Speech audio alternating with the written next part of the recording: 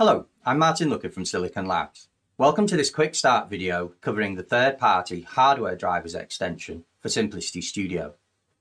Once you have this extension installed, a few clicks in Simplicity Studio will add driver support to your project for a wide variety of devices from the likes of Adafruit, SparkFun, Mikroe, and others.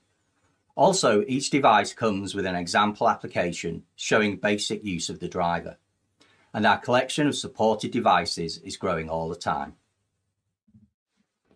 The starting point for the third-party hardware drivers extension is our repository on GitHub.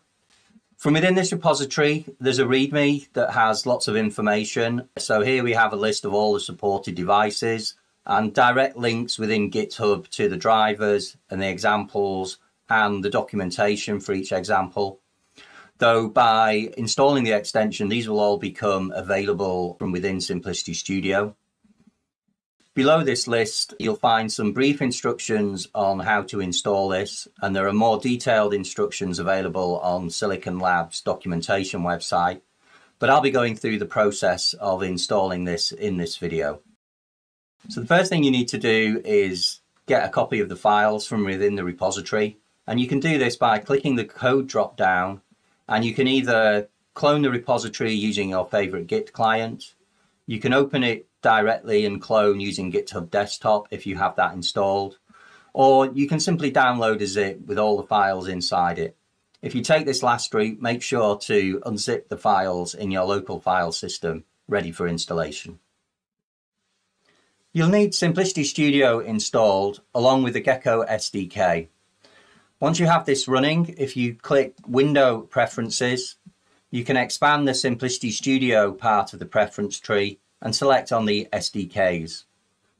Within here, select your Gecko SDK that you have installed and click Add Extension.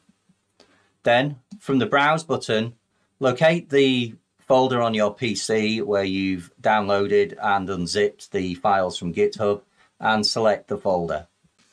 You can check that the third-party hardware drivers have been picked up in this table here. And once you're happy, click OK to begin the process of copying the new files that you'll need to make use of the third-party hardware drivers. You'll also need to accept this prompt to say that you trust the contents of the extension. And after that, the extension should be installed and visible in the drop-down here. You can now apply and close the preference changes. We don't currently have a mechanism to update the third-party hardware drivers. So if you receive an update, what you'll need to do is return to the Preferences window, make sure you have the SDKs selected, and then from under the Gecko SDK suite, you can select the third-party hardware drivers and use the Remove button to remove the existing installation and then reinstall the updated version. So let's take a look at how to create the example application for this Adafruit 13:9 RGB array. So to access the example projects in Simplicity Studio, you first need to be in the launcher perspective. And here I've got an MG24 board that's connected to my PC via USB, which needs to be selected. And then in here, we can click on example projects and demos to bring up all the examples for this particular board. To find my third-party hardware driver examples, I can search for third, and we can see there's an extensive list here. But in this particular case, I also want to search for RGB to help me narrow down the selection to the Adafruit 13:9 RGB board. And then to begin the process of creating the project, I just need to click the Create button. This will open the new project wizard. In here, I've appended the board number to the project name in case I create this same project for a different board. So once you're happy with the project name, you can click the Finish button to begin the process of creating the project file and bringing in the source code files. When the project's first created, it will automatically open up the README for the project. This is the same README that you'll find in the GitHub repository. And in here, there's information about the hardware that's needed, how to connect it, and some instructions for setting up project as well. We're now ready to build the project, which we can do by selecting the top level project over here in the Project Explorer and clicking the build or hammer icon at the top. This will begin the process of building the project. You'll see output in the console here. Any problems get displayed in the Problems tab. So once this is built, we'll be ready to program our binary into the board. So once you've built a project for the first time, you'll see this binaries folder will appear. And within here, we can select the .s37 file, right-click it and choose Flash to Device. From here, I can check the board is correct that I'm connected to. I only have one connected. If you have more than one, it will prompt you to choose which board you want to program it to. And because this is a new project, I want to make sure my Flash is fully clean. So first I'm going to erase, and then I'm going to click the program button to program it into the board. And I can close the Flash programmer window.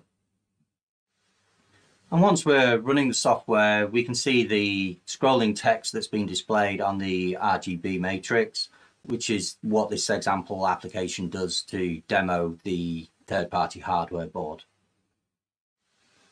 In your application, you may want to do something different. Rather than displaying scrolling text, you might want to draw images on the board or use it purely for lighting. So if you take a look in the project, you'll find this third-party hardware drivers folder. And within here, you can dig down into the driver. You'll find the driver for your particular board in here. So if I go into the header file for this board, we can see in here the various things that are available to us. So we have a function for initializing, resetting, enabling. And if you scroll down here, you'll find there are functions that will let you draw individual pixels on the array board. So you're free to make use of the interface that the header file provides. For the text display that we've got running in our sample application, we actually make use of the glib service that's installed alongside this. So that's how you create a simple example application. Usually these work with one boards. There's a few of them that work with two. But what if you already have an application, say a Bluetooth application, and you want to integrate a third-party hardware driver into it? Let's take a look at how we would add support for this air quality sensor into the application that we have running with the LED array. So you can add drivers for additional devices by opening up the project file, the .slcp file that's part of your project. And in here, you'll need to go to the Software Components tab where we can add it. So the first thing to do with any project is these drivers are currently flagged as being evaluation quality.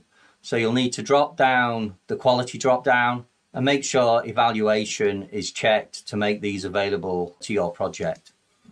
And then you can do a search. So let's search for SGP40, which is the air quality sensor. And the one I want to use is the SparkFun board. So if I click this here, we can simply click install, and that will install the device into our project. It will set up the hardware pins that are needed to communicate with this device over the I2C on the quick connector. And what you'll find is if you return to the third-party hardware drivers folder, you should be able to unfold this and you'll find a folder for the new device that you've just added. And just like with the LED array, you can open up the header file, and from in here you'll find the various code functions that you need to initialize the device and take various readings from it. So then you can make use of the code in your application to take readings from an air quality sensor. And this process is exactly the same to add support for these devices into projects that are based on our wireless protocols like Bluetooth. By making use of these drivers in Simplicity Studio, you should be able to accelerate your product development by making use of a wide range of third-party hardware. Thanks for watching.